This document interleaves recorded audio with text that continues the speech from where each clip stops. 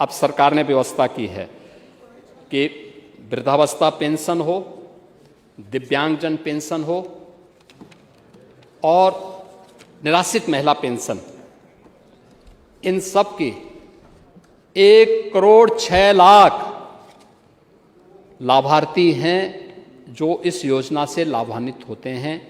12,000 रुपये सालाना हम दे रहे हैं और इस राशि को भी बढ़ोतरी करने के लिए धनराशि की व्यवस्था हमने बजट में कर दी है।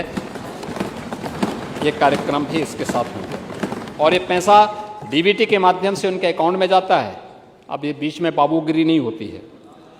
दूसरा, बेटी की शादी के लिए, यानी हम लोगों ने पहले व्यवस्था क्या की? पहले व्यवस्था तो आपके समय में कन्या सुमंगला, मुख्यमंत्री कन्या सुमंगला योजना वह चल रही, बेटी के जन्म से लेकर के और उसके शादी योग्य होने तक 25,000 रुपये का पैकेज हम उसको दे रहे हैं। 26 लाख बेटियां उससे लाभान्वित हो रही हैं।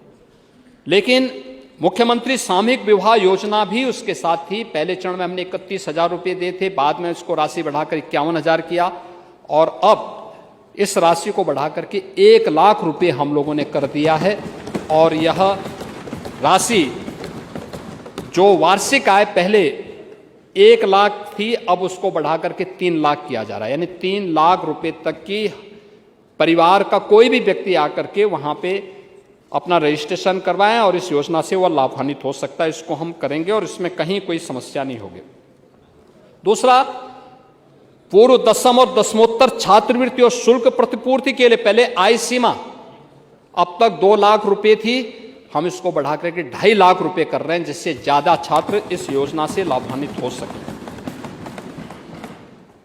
इसके साथ ही उन अनुसूचित जाति और जनजाति के बच्चों के लिए सर्वोदय विद्यालय स्थापना के कार्यक्रम और 4 विद्यालय सेंटर ऑफ एक्सीलेंस के रूप में विकसित हों, इसके लिए भी धनराशि की व्यवस्था हम लोगों ने इस कार्यक्रम के साथ जोड़ी है। हम लोगों ने कोविड कालखंड में मुख्यमंत्री अभ्युदय कोचिंग की स्कीम जारी की थी और मुझे बताते हुए प्रसन्नता है कि इस मुख्यमंत्री अभ्युदय स्कीम के अंतर्गत यूपीएससी में 59, यूपी पीसीएस में 136, नीट आईआईटी जेई में 771 बच्चों का चयन हुआ है इस कोचिंग के माध्यम से, जिन बच्चों ने इन योजनाओं का लाभ प्राप्त किया है। ओबीसी छात्रवृत्ति के लिए हम लोगों ने इस बजट में 3,060 करोड़ रुपए की व्यवस्था की थी। पांडे जी, जब आपकी सरकार थी ना, यह पैसा केवल 1,500 करोड़ के आसपास था, आज उससे दुगने से अधिक हो गया है। और हम लोगों ने यहाँ पे इस बजट में विवाह अनुदान की राशि को भी इसके साथ यहाँ पे इसकी धनराशि की व्यवस्था की है। ओबीसी छात्रों के लिए कंप्यूटर ट्रेनिंग के लिए भी धनराशि की व्यवस्था की है और अन्य स्कीम के अंतर्गत भी यहाँ पर इस व्यवस्था के साथ हमने जोड़ने का काम यहाँ इस बजट में इसका प्रावधान किया गया है। दिव्यांग छात्राओं के लिए, उन बेटियों के लिए जो दिव्यांग हैं, उनके लिए इलेक्ट्रिक ट्राइसाइकिल के लिए भी धनराशि की व्यवस्था की है, क्योंकि डीजल का खर्चा उठा पाने में वो परिवार सक्षम नहीं हो पाता था, सभी परिवार नहीं हो पाते थे।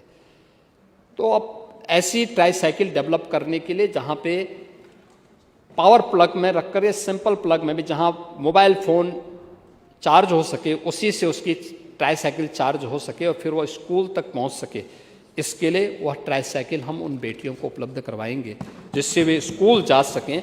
और इसके लिए भी हमने 60 करोड़ रुपए की व्यवस्था यहाँ पर की है।